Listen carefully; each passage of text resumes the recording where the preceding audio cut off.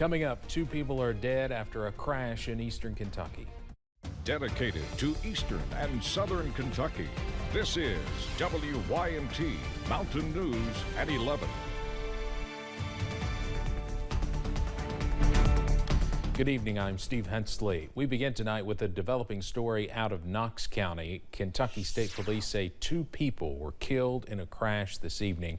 It happened in the Gray community of Knox County. Officials say a pickup truck left the road, hit a tree, and caught on fire. That was the only vehicle involved.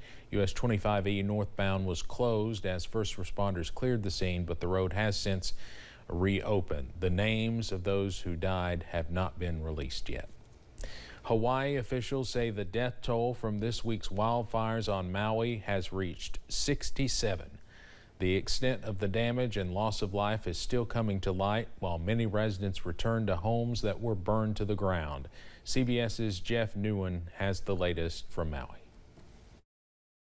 Friday's sunrise over Maui conceals the devastation from Hawaii's worst natural disaster in decades. All around, damaged and destroyed buildings, homes, and cars are too numerous to count. Hawaii's governor spoke as he toured the area. This is devastating for Maui. We probably have well over 1,000 buildings that have been destroyed. Many hundreds of families have been displaced. This couple fled their home as the fires hit. Days later, they returned to a pile of smoking rubble. Nobody really knows until they can make it in here whether their houses are standing or not. The death toll is expected to keep rising as search teams scour the island, especially in the hardest hit town of Lahaina. There's still people missing. Some residents say they received little or no warning. I realized when it was time to go when the smoke was so dark, we could not see anything outside. Burbank, California resident Lori Stedman and her family were ordered to evacuate their Maui hotel when fire ripped through the area. It's been kind of scary and just kind of devastating. We got to see the fires from our balcony. In this time of crisis, Hawaiians are pulling together to help each other. This Mormon church is providing shelter to about 200 people, most of them tourists who escaped Lahaina. On the mainland, this nonprofit in Santa Barbara sent supplies, including 300 personal care kits. It's a little overwhelming. And Maui resident Oprah Winfrey dropped off pillows, shampoo, and other items for evacuees staying at a gymnasium. Jeff Nguyen, CBS News on the island of Maui. Hawaii's Attorney General announced her department will conduct a comprehensive review of critical decision-making and standing policies leading up to, during, and after the wildfires. Our parent company, Gray Television, is partnering with the Salvation Army to assist the people of Maui in their time of need.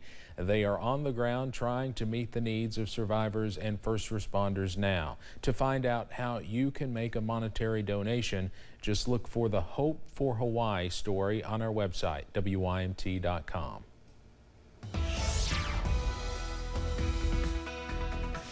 Quiet weather continues across the mountains as we close out your Friday. However, we are watching out for a few changes into this weekend. Not right now, though. Here's a look at the radar, and as you can see, we are dry tonight, all thanks to high pressure, and that will continue as we go into the rest of tonight. Also early on your Saturday. However, like I said, we are watching out for a few changes, especially by tomorrow afternoon, also tomorrow evening. But tonight, though, we stay dry under a mainly clear sky. Those overnight lows falling into the upper 60s as you wake up on Saturday. Again, watching out for possibly some dense fog early in the morning. But on your Saturday, a warm day is on tap. Temperatures back in the middle to upper 80s. Not going to be a washout or rain everywhere, but some spotty showers and storms are possible, and some of those could pack a punch with heavy rain and gusty winds, especially along and north of I-64. A level 1 risk of severe weather is in place. Again, the threat is low, but it's not zero. Just be sure that you have that First Alert weather app as we kick off your weekend, and more showers and storms by early next week. Those details on the way in just a few minutes. Steve? Cameron, thank you.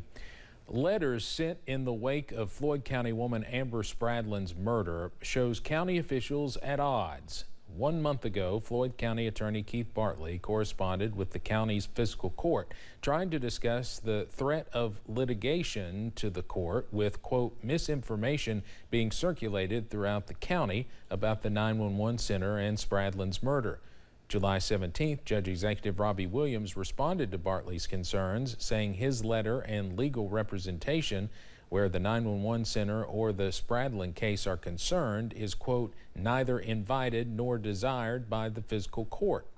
Williams claimed Bartley's representation was a conflict of interest, saying he was working both sides, which led to the county's decision to hire outside legal representation for anything involving the 911 center or the Spradlin murder, which remains unsolved.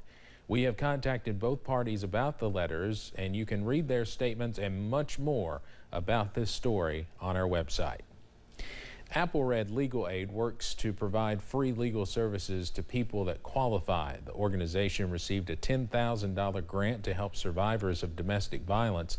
The grant money is from WellCare and will help recipients with court fees, housing deposits, and more.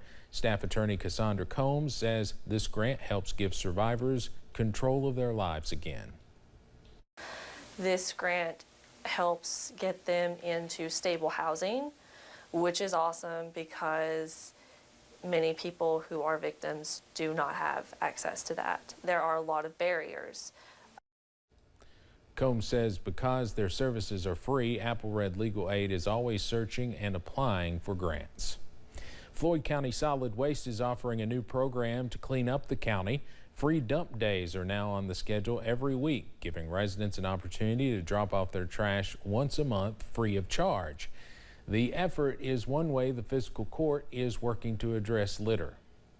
And what we're trying to accomplish is get more folks aware of the free program.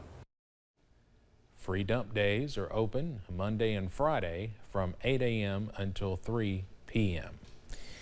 The Kentucky debate is set. Democrat incumbent Governor Andy Beshear and Republican candidate Attorney General Daniel Cameron both confirmed today they will participate.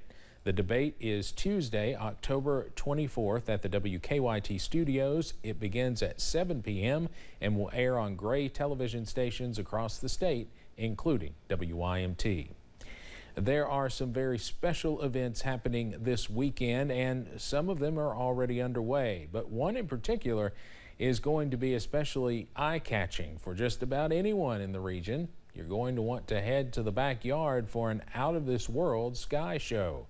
Meteorologist Jason Lindsay tells us where to look for up to 50 meteors per hour. I'm hanging out here at the Hummel Planetarium on the campus of Eastern Kentucky University, learning more about a must-see summer meteor shower, one you can see right there from your very own backyard. This weekend is the peak of what we call the Perseid meteor shower. Mark Pitts is an astronomy professor at Eastern Kentucky University. Every single meteor shower, there is a specific comet that causes it, and this one for the Perseids is called Comet Swift-Tuttle. And what you will see shooting through the sky is not a shooting star.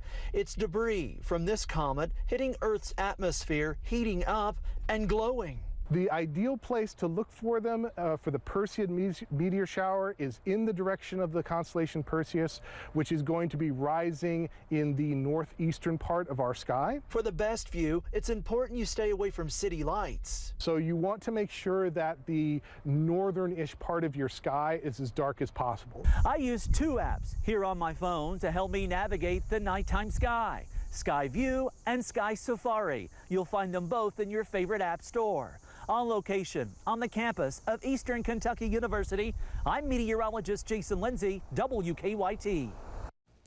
Again, you can catch the meteor shower this weekend from midnight to sunrise. A brief scare at the Nibrock Festival in Corbin tonight. We've just learned that police say a carnival employee called out shots fired, causing some to panic and leave the area. Now, police want to emphasize no shots were fired at Nibrock, and the employee was taken into custody. Of course, Nibrock brings in thousands of folks from across the region, state, and beyond. The festival is one of the first to kick off festival season with its rich 71 years of history, vendors, carnival games, and of course the live music. Two Corbin natives who have been attending the festival for years say there's a lot about Nibrock that they look forward to each year. I love the parade, I love the music, I love all the small artists that come and perform. It's a good chance to come out and see what this town has to offer other than just the KFC. And it's just really good to see everybody out because you forget how big this town really is. And the first KFC is pretty cool too. The carnival is still open until midnight, and well, I think it is. It might not be after that incident. I'm not sure about that actually. And they will do it all again tomorrow with vendors opening at noon.